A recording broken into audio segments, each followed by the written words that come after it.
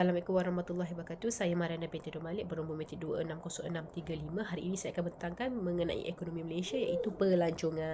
Okey, kita dapat lihat mulai pengenalan yang pertama iaitu kita dapat lihat peta Malaysia, iaitu Malaysia ialah negara yang membangun di dunia dan mengamalkan pemasaran berorientasi negara dan terbuka.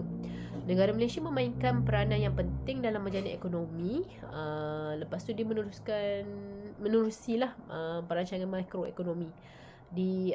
Pada tahun 2007, ekonomi Malaysia adalah negara yang mempunyai ekonomi terbesar di dunia mengikut para kuasa lah membeli dengan keluaran dalam negara kasar pada tahun 2007 lah. Negara-negara Asia Tenggara telah mengalami suatu peningkatan ekonomi mendadak dan menjalani pembangunan yang pantas ketika abad ke-20. Okey, kalau kita dapat lihat, Malaysia terletak di Asia Tenggara dan dibahagikan kepada tanah besar semenanjung Asia. Dan ketiga, Kepulauan Borneo. Malaysia mempunyai jumlah tanah keluasan yang besar. Okey, kalau ikut kepada secara geografi, Malaysia mempunyai 11 negeri dengan wilayah persekutuan. Kuala Lumpur, Putrajaya yang di sebelah semenanjung. Lepas tu di sebelah orang kata yang di kawasan Laut Cina Selatan yang kita pisahkan ni terdapat merangkumi Sabah dan Sarawak, Labuan, wilayah Labuan. Jadi di Asia Tenggara ni sebenarnya Malaysia adalah salah satu destinasi pelancongan utama yang mempunyai pelbagai tarikan yang tidak bersudahan untuk pelbagai jenis pelancongan. Sebenarnya Malaysia ni dikenali sebagai Asia in miniature sebab kerana keunikan pelbagai kaum, pelbagai budaya. Okey, struktur pelbagai budaya Malaysia ni dipenuhi dengan budaya 3 etnik iaitu Melayu, India, Cina. Lepas tu selain tu ada etnik minoriti seperti orang asli, etnika Eurasia seperti Iban, Dayak, Melanau, Kadazan, Bajau dan lain-lain lagi etnik. Okey, dengan ini Malaysia boleh digambarkan sebagai sebuah tempat yang membenarkan penumpuan budaya. Namun begitu, pelbagai biodiversiti, flora dan fauna yang besar di Malaysia telah menarik ramai pelancong untuk melawat Malaysia. Memandangkan terdapat pembangunan besar-besaran dalam sektor pelancongan, kerajaan Malaysia telah mengambil langkah dalam usaha untuk mempelbagaikanlah ekonomi dan tidak bergantung kepada import semata-mata. Kerajaan Malaysia mula memberi tumpuan kepada industri pelancongan ni dengan mengadakan dasar dan promosi untuk menarik pelancong lah ke seluruh dunia. Orang pelawat datang untuk ke negara Malaysia lah. Dengan ini sektor pelancongan merupakan enjin kedua yang membantu pertumbuhan negara kita untuk membangunkan daya saing global lah. Industri ini memberi kesan positif kepada ekonomi Malaysia untuk meningkatkan pendapatan pertukaran asing dan juga peluang pekerjaan. Okey, sektor pelancongan negara merupakan salah satu sektor yang penting dalam ekonomi negara sehingga kini sektor pelancongan merupakan sektor kelima terbesar negara selepas sektor perkhidmatan kewangan, kelapa sawit,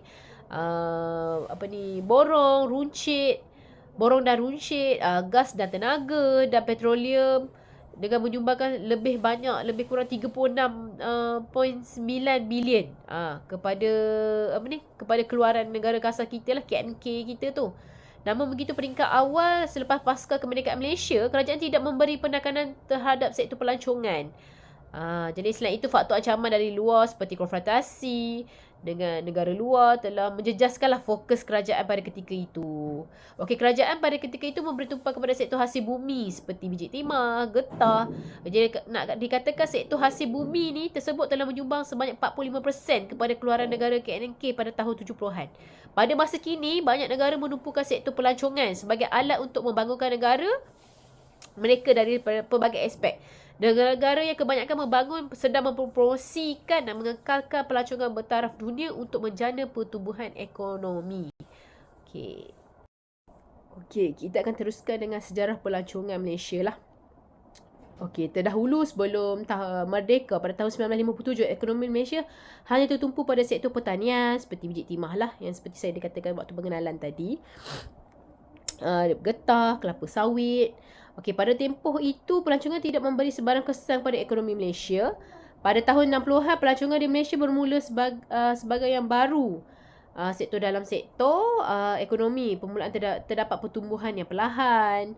Rancangan pelancongan telah ditambah ke dalam rancangan negara pada tahun 1971 hingga 1975, dan ini menunjukkan permulaan pelancongan yang menyumbang dalam ekonomi Malaysia lah.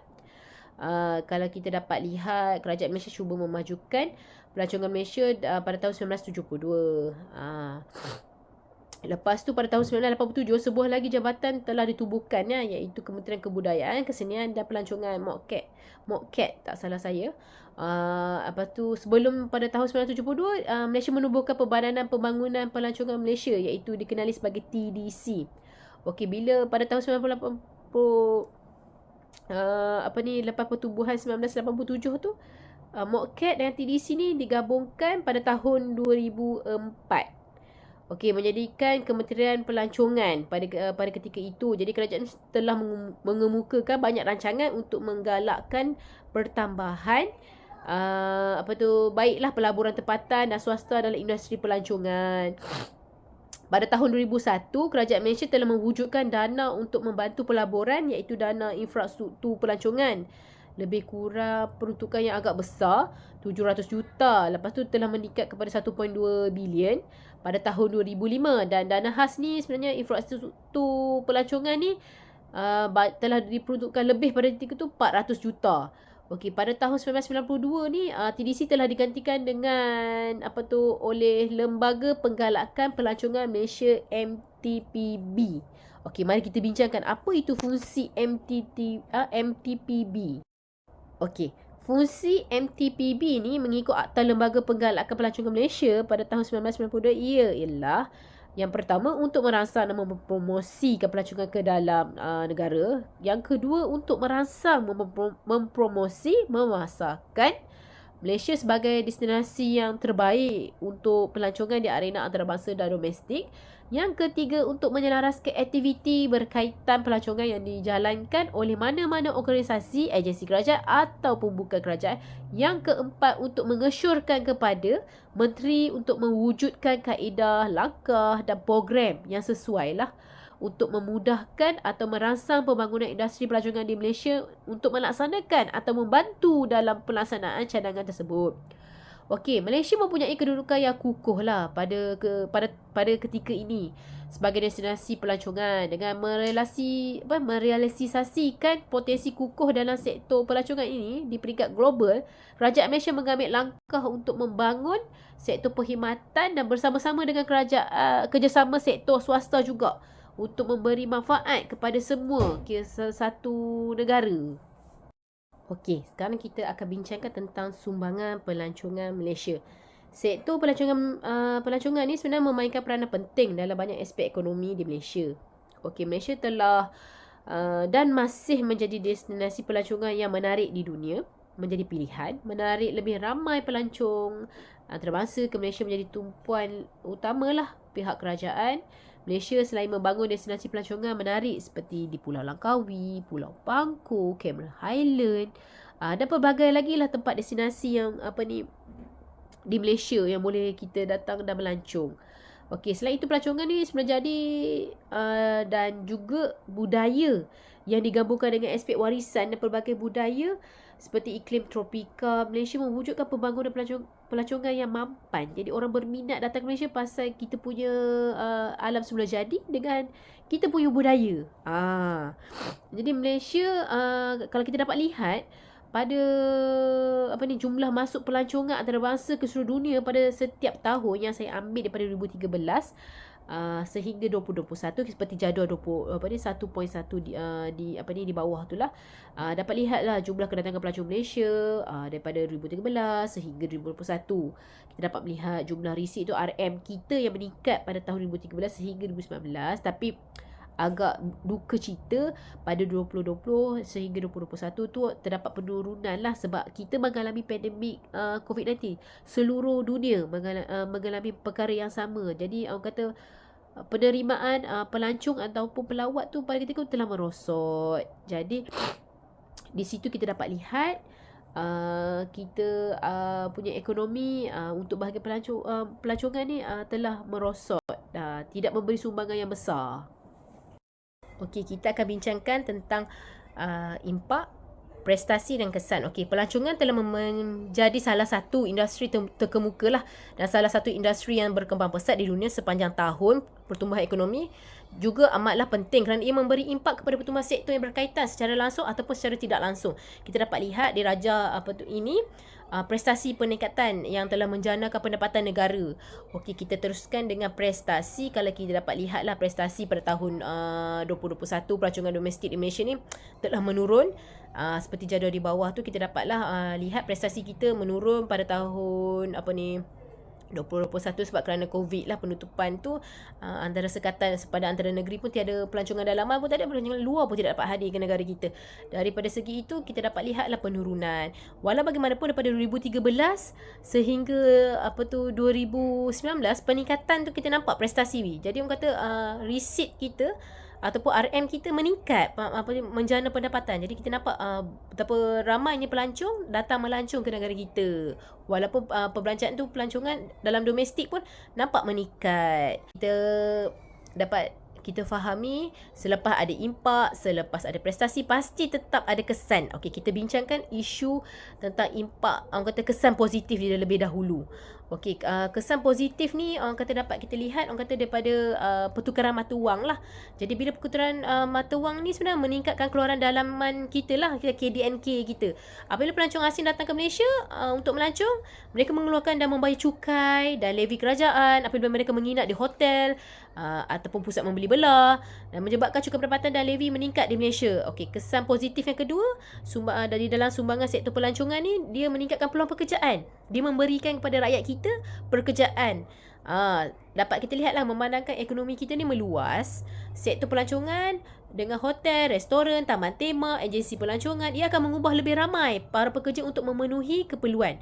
Jadi pelancongan ni adalah industri yang lebih bermusim dengan musim tinggi dan rendah sepanjang tahun.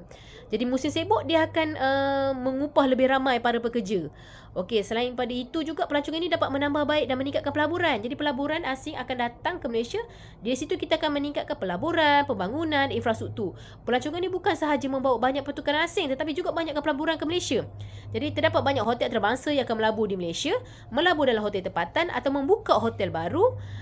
Ia akan menarik lebih ramai pelabur datang ke Malaysia untuk melabur dalam industri lain dan meningkatkan pelaburan antarabangsa di Malaysia. Jika lebih ramai pelancong dan pelabur melawat Malaysia, mereka akan menggunakan dan menghargai kemudahan dan infrastruktur yang akan menjejaskan muhibah Malaysia. Oleh itu, kerajaan akan membangunkan dan memodernkan beberapa kemudahan prasarana yang memberi manfaat bukan sahaja kepada pelancong tapi juga kepada masyarakat tempatan. Okey, selain positif, pasti ada juga kesan negatif.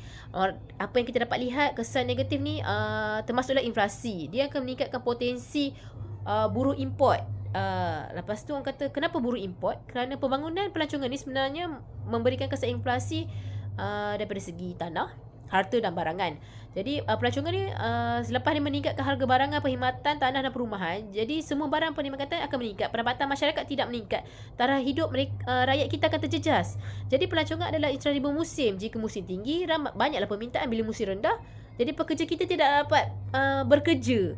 Okey, itulah sebabnya banyak sektor pelancongan mengambil pekerja dari negara ketiga selepas krisis luar musim dan kewangan. Banyak restoran, taman tema dan hotel kini mengaji sejumlah pekerja asing. Kalau kita dapat kita lihatlah. Ini menjejaskan peluang pekerjaan kepada rakyat tempatan kita. Okey, yang kedua, kesan negatif ni lebih kepada keterisan. Orang kata kebocoran berlaku bila wang disalurkan kepada ekonomi tempatan disebabkan oleh pengguna tempatan membeli produk daripada pembekal luar. Sebagai contoh, jika taman tema, kita dapat lihatlah mesin permainan tu pastilah kita kena yang lebih luar biasa ni. Jadi orang akan datang ke Malaysia sebab orang kata penarikan taman tema kita tu. Jadi bila dia nak beli, dia akan beli dari negara luar sebab negara kita tidak ada produk tu. Jadi selain pada itu juga promosi. Okey, seperti contoh lembaga pelancongan Malaysia perlu mempromosikan Malaysia. Bila mempromosikan Malaysia, jadi dia memerlukan modal. Jadi kerajaan membelanjakan banyak wang untuk mempromosikan di luar negara untuk menarik pelancong asing untuk datang ke Malaysia, dan juga wang itu pergi ke yang lain lah.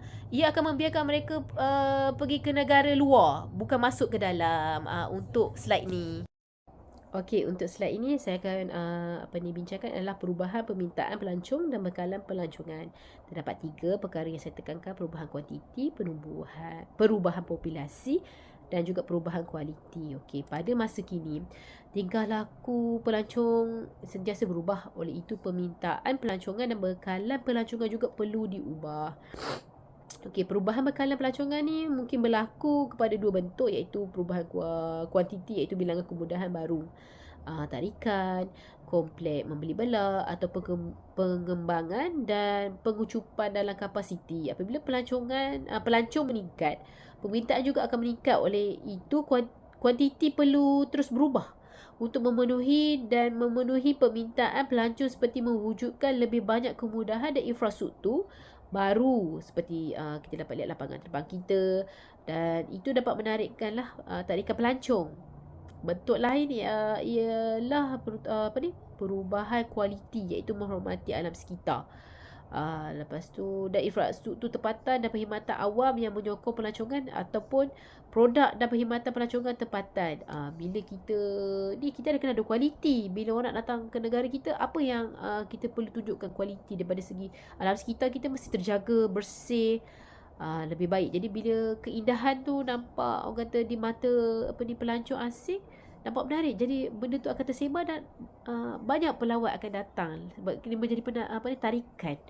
Okey, bentuk lain, orang kata, sekarang ekonomi sentiasa berubah ni, dia akan menjadikan lebih baik, sehingga permintaan pelancongan dan aspek semakin tinggi. Walaupun begitu, untuk memenuhi kepuasan pelancong ni, semua infrastruktur dan perkhidmatan mestilah lebih standard.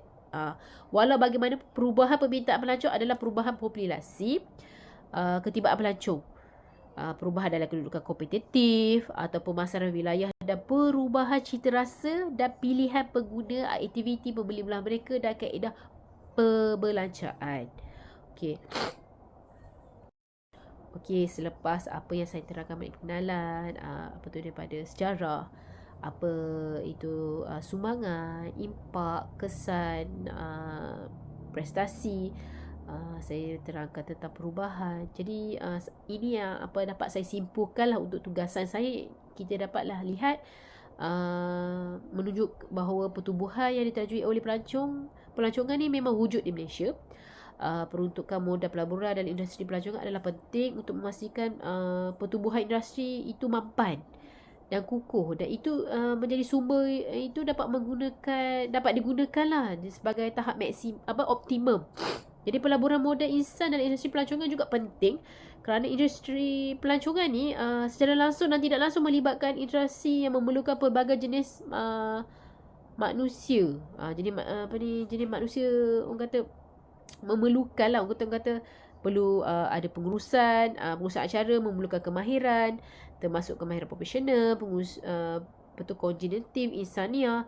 Jadi pemain pelancongan ni harus mereka bentuk pelbagai produk pelancongan, kempen promosi, acara yang istimewa seperti pesta makanan ke, acara kebudayaan ke, yang mencerminkan negara tu, mencerminkan, orang kata, negara Malaysia tu, dan mewakili keunikan industri pelancongan Malaysia. Jadi orang tertarik dengan kita sebab keunikan, mencerminkan kebudayaan. Jadi orang bangga, orang nak tengok apa tu yang ada di Malaysia. Okey, di samping itu juga, kata, pembuat keputusan ni perlu mengetahui semua faktor yang memainkan peranan dalam proses membangunkan, untuk mengelakkan atau meminimumkan kesan yang tidak ini untuk negara kita. Jadi orang kata, untuk mengukuhkan ekonomi Malaysia ni lagi lah. Jadi orang kata, pihak berkuasa sebenarnya boleh menggunakan lah untuk era moden kini. Mereka boleh mempromosikan, orang kata, sektor pelancongan kita ni menggunakan media sosial dalam talian ataupun aplikasi telefon mudah alih, mempromosikan aktiviti pelancongan, kerana internet adalah salah satu alat yang paling biasa dan berguna pada ketika ini. Untuk siapa-siapa sajalah, kalau nak merancang perjalanan pun kita memerlukan teknologi, iaitu internet. Jadi kerajaan boleh menggunakan lebih banyaklah e-visa, memudahkan menandatangani lebih banyak perjanjian perjalanan negara lain di rantau ini, seperti negara anggota Persatuan dan negara Asia lah, ASEAN tu, untuk menggalakkan rakyat mereka melawat Malaysia. Jadi rantau ASEAN ni menyumbang lebih kurang paling besar 75.8% daripada jumlah ketibaan pelancong di Malaysia menjelang pada tahun 2016. Jadi kerjasama yang lebih erat dan strategik negara jiran ni boleh merangsang lagi ekonomi pelancongan Malaysia, dan juga dia merentas sempadan, dan dengan itu menjadi peluang pekerjaan, pendapatan dan hubungan tempatan antara aktiviti ekonomi di antara Malaysia dan negara luar. Jadi di sini kita dapat lihat sebenarnya ekonomi Malaysia ni, pelancongan ni adalah satu sumber yang penting dan besar. Jadi pelancongan ni membantu sebenarnya ekonomi Malaysia dan juga memberi peluang besar kepada rakyat Malaysia. Sekian, terima kasih daripada saya.